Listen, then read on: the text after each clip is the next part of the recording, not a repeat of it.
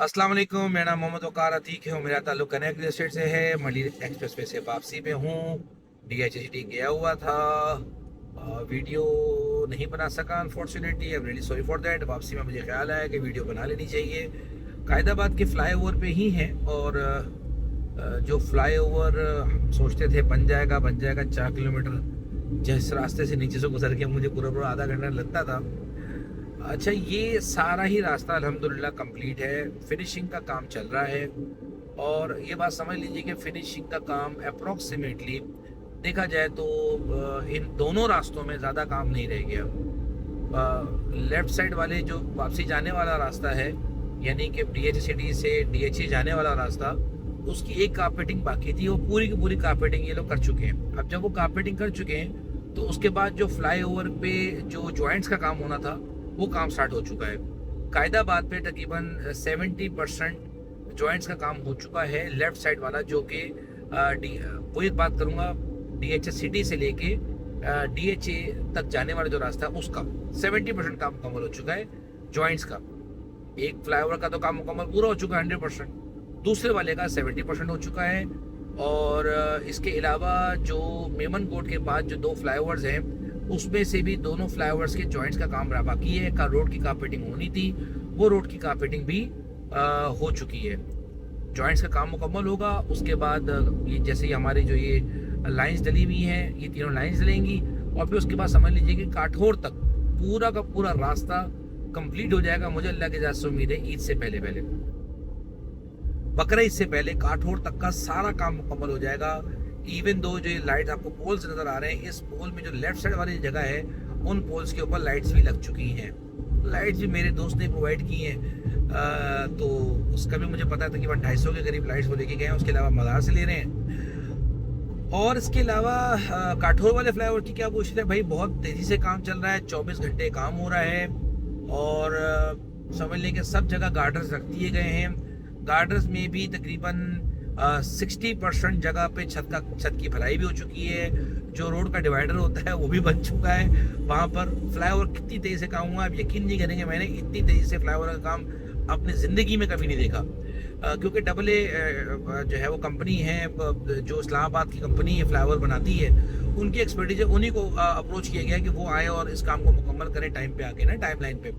तो वो एक्सपर्ट है अपने काम में अल्हम्दुलिल्लाह, और एक्सपर्टीज उनकी नज़र भी आ रही है कि जैसे उनकी मशीनरी चल रही है।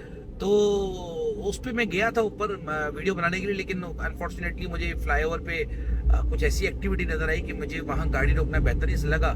इसलिए फिर फटाफट मैं गाड़ी में बैठा हूँ। मैंने कहा भाई मोबाइल भी जाएगा, सारा कुछ जाएगा, डाटा भी जाएगा, तो उसको फिर मैंने अवॉइड किया बहरहाल। अच्छा, अब सेफ्टी एंड सिक्योरिटी के लिहाज से भी जगह जगह पे पुलिस है, जगह जगह पे ऐसे पॉइंट्स बने हुए कि जो बेहतर हैं और सिक्योरिटी के लिहाज से A1 है। इंशाल्लाह ताला मार्केट की बात करते हैं कि मार्केट की क्या अपडेट है। वो रास्ता आप देखते हुए जाएं, एंजॉय करते हुए जाएं। DHCT कराची की मार्केट की पोजीशन बहुत बेहतर है अल्हम्दुलिल्लाह। As a investor, as a sales person, as a trading person, city की मार्केट बहुत बेहतर है। जो लोग ट्रेड करने वाले लोग थे बहरे टाउन कराची में, वो सारे के सारे मूव कर रहे हैं DHCT कराची की तरफ। उनका कॉन्फिडेंस जो है पहले से थोड़ा सा कम हुआ है। जिसने अपना मकान बनाना है, जिसने वहाँ रहना है, वो DHCT कराची को नहीं, वो बहरे टाउन कराची को अप्रोच कर रहा है। इसमें कोई शक नहीं है कि बहरे टाउन कराची में DHCT कराची से ज़्यादा अपॉर्चुनिटीज़ हैं, रहने के लिहाज से ज़्यादा फैसिलिटीज़ हैं DHCT कराची के मुकाबले में।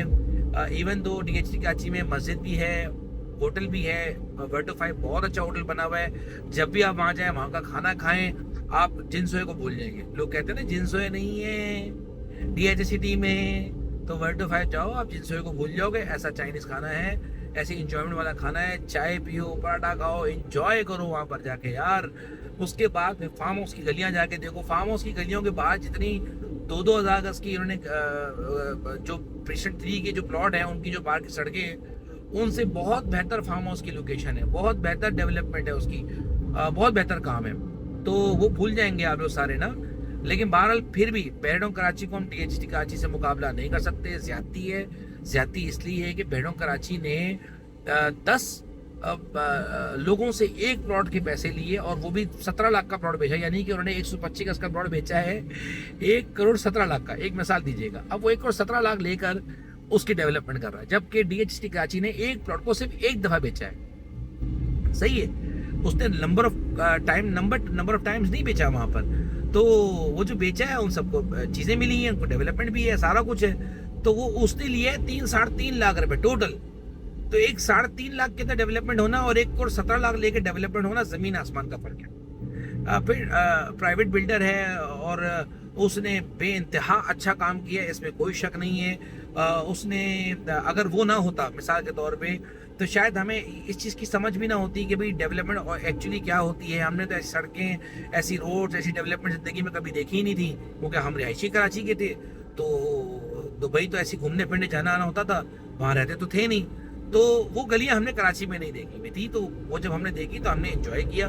डीएचए वालों को भी अंदाजा हुआ कि भाई हाँ भाई डेवलपमेंट किसे कहते हैं। बहरहाल आज डीएचटी कराची में 2 बड़े बड़े प्रोजेक्ट्स आए हैं जो प्राइवेट बिल्डर्स हैं, और तकरीबन 500 के करीब मकान बनाएंगे, और तकरीबन 3 से 4 साल का प्रोजेक्ट है। 4 साल के जो प्रोजेक्ट हैं वो जब बनेंगे तो वहाँ पे समझ लो कि 500 से 1000 के करीब मकानात वहाँ आएंगे।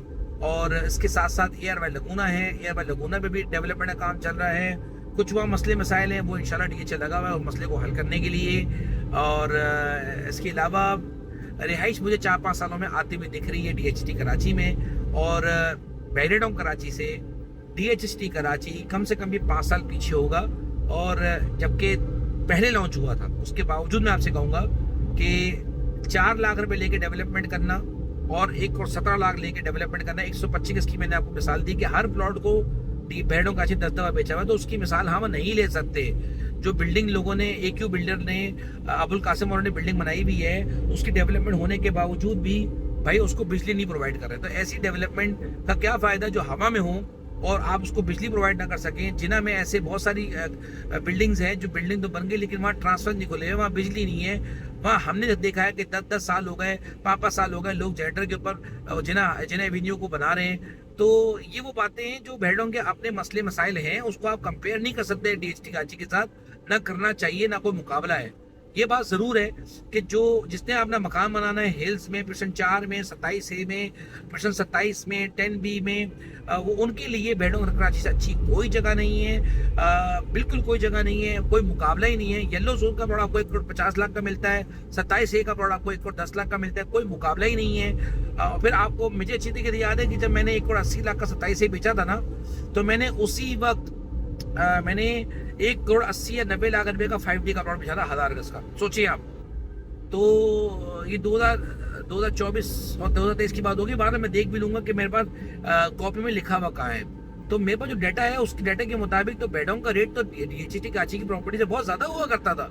तो आज क्या वजह है कि इन्वेस्टर डीएचटी कराची की तरफ जा रहा है? भाई कोई आपको नहीं बताएगा। ये 3 से 4 सालों में प्रॉपर्टी के हालात बिल्कुल तब्दील हो जाएंगे, आप इसमें कोई शक ना खाएं। इंटरेस्ट रेट 1% बढ़ा था, लेकिन इंशाल्लाह जैसे ही जंग खत्म होगी तो इंटरेस्ट रेट का मामला भी नीचे आ जाएंगे। और फिर जब वो आ गए, जंग खत्म हो गई, तो ये प्रॉपर्टी रुकने वाली नहीं है। थर्ड बहुत इंपॉर्टेंट बात ये कि ये नहीं हो सकता कि डीएचटी बढ़े बैरिडोम ना बढ़े। इंपॉर्टेंट बात। फिर एक और बात बहुत अहम है कि ये बात ध्यान में रखें कि गवर्नमेंट की नजरें जो है ना प्रॉपर्टी की तरफ है, इसलिए उसने 7E को खत्म करने की बात भी की है।